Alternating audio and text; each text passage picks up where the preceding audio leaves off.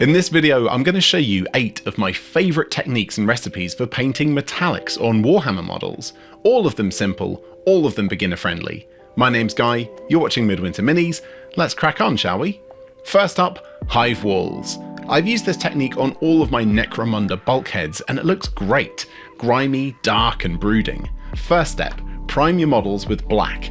Then we're going to overbrush with a dark brown.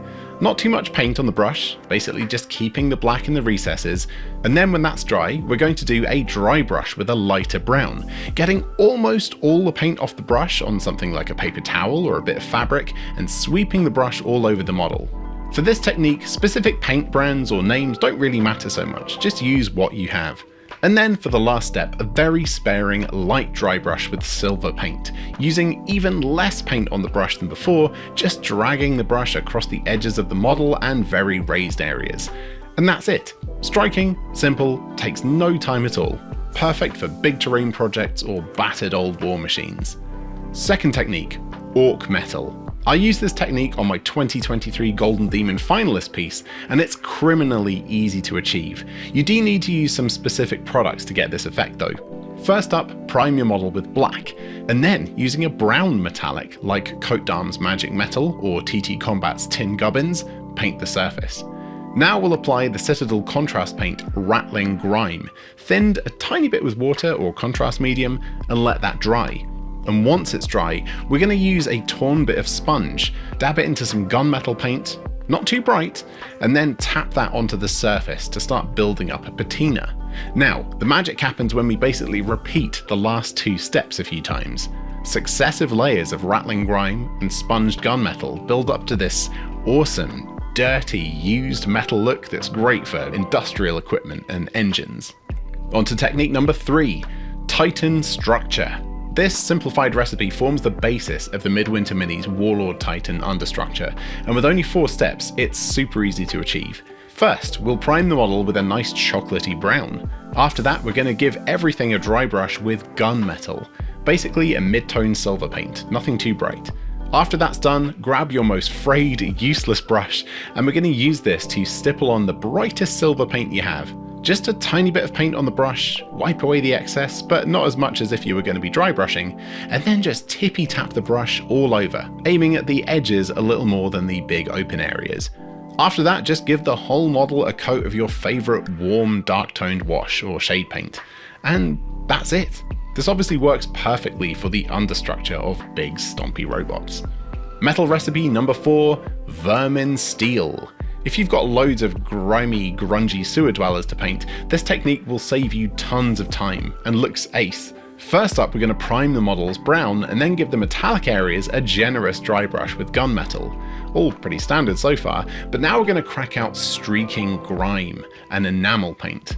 Paint it all over the metallic areas, leave it to set for about an hour or so, and then grab some spirits or thinners, dip in a cotton bud or a little makeup sponge, and gently wipe away the grime. This will reveal the metal on the flat surface, but leave the grime built up in the recesses.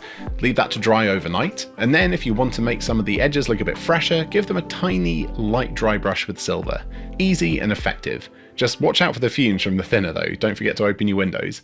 If you're enjoying these so far, there are 4 more recipes on the way. Don't forget to save this video to one of your playlists to reference it later, and do me a favour and hit that like button.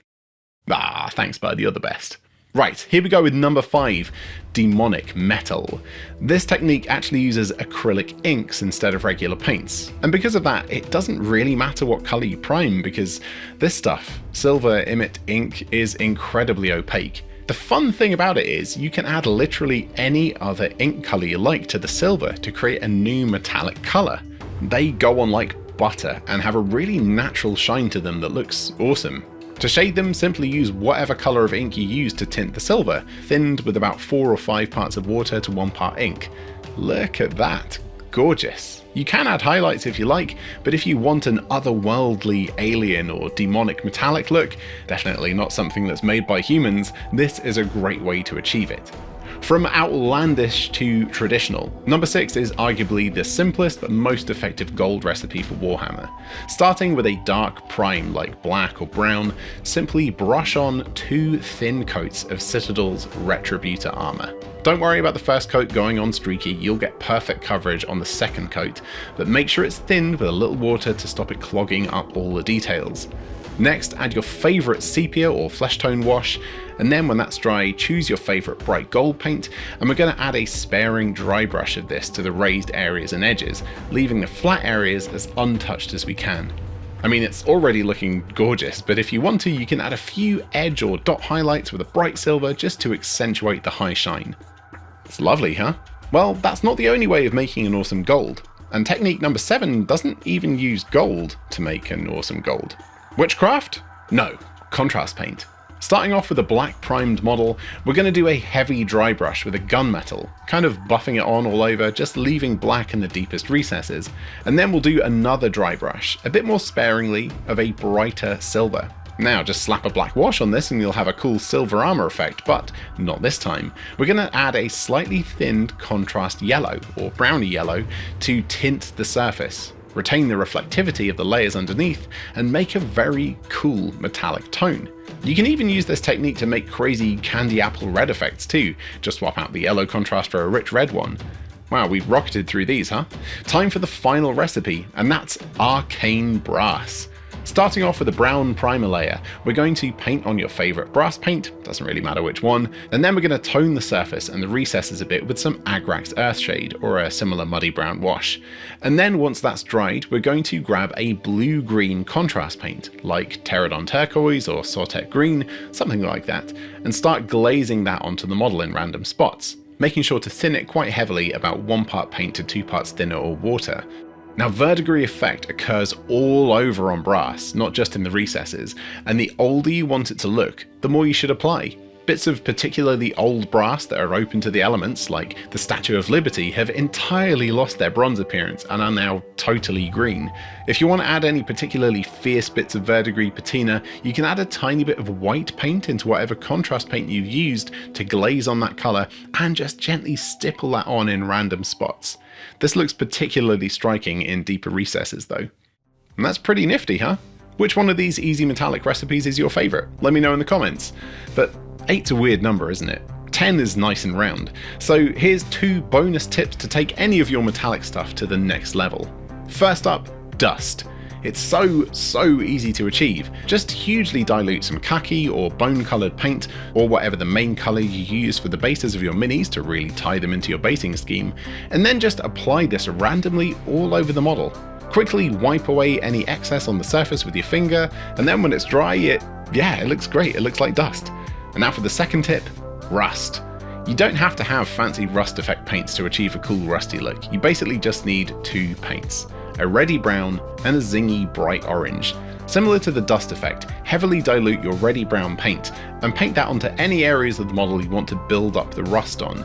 You can wipe this away from areas to keep them nice and shiny, or stipple on more. Now actually don't worry about adding more paint as the other paint dries, because agitating this will only help that mottled look we're aiming for. And when that's dry, we're going to thin your bright orange paint down so it starts to become slightly transparent, and then we're just going to tap and stipple our brushes into the most built up brown areas from there. A whoosh of a hairdryer all over this to speed it up, and then layer up again and again if you want any areas to be brighter. Easy, awesome. Exactly what I said in the video title. My name's Guy, you've been watching Midwinter Minis, and I'll catch you next time. Bye for now.